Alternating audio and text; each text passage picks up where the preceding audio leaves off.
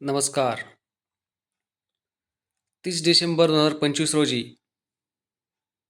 शाळेच्या संदर्भाने अतिशय महत्त्वाचं परिपत्रक निर्गमित करण्यात आलेलं आहे.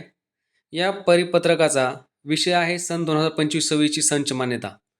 उपरोक्त विषयाच्या अनुषंगाने सर्वांना कळण्यात आलं आहे की शासनाने 15/3/2024 अन्वये निर्गमित संच मान्यता सुधारित निकष तसेच शासनपत्र दिनांक 21/2/2025 आणि 26/3/2025 निर्देशानुसार 20/10/2025 रोजीच्या पटावर असलेल्या आधार वैध विद्यार्थी संख्या ग्राह्य धरून 2025-26च्या संच मान्यता शिक्षण लॉगिन उपलब्ध करून दिलेल्या आहेत. म्हणजेच काय, तर सन 2025-26ची जी संच मान्यता आहे ती शिक्षणाधिकारी लॉगिनला उपलब्ध करून दिलेली आहे. आणि या ठिकाणी बघा, सोबत जे एक युजर मॅन्युअल जोडलेलं आहे त्यानुसार तपासणी करून संच मान्यता डिजिटल स्वाक्षरीने आता फायनलाइज करण्याची शाळांना उपलब्ध करून द्यायची सांगण्यात आलेलं आहे. ज्या शाळेची पायाभूत अडचणी आहेत त्याबाबत प्रतिसाद द्यावा.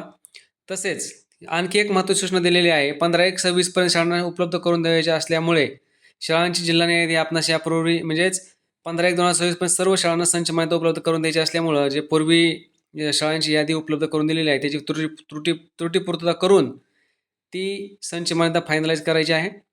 आणि संपूर्ण संच मान्यता पूर्ण करून ते 15/1/2026 पर्यंत आपल्या सर्व शाळांच्या मुख्याध्यापक लॉगिनला उपलब्ध करण्याचे असल्यामुळे सदरील महत्त्वाचं परिपत्रक आहे.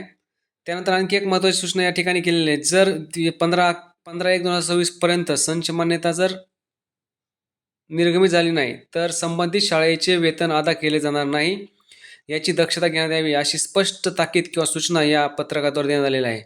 त्याच्यामुळं संच मान्यता फायनलाइज करणे, बेस पोस्ट त्रुटी असेल तर ती पूर्ण करून घेणे अत्यंत महत्त्वाचं झालेलं आहे. अशा प्रकारे संच मान्यता ही 15/1/2026 पर्यंत आपल्याला उपलब्ध होणार आहे. ही होती आताची महत्त्वाची बातमी. धन्यवाद. Like, share, subscribe.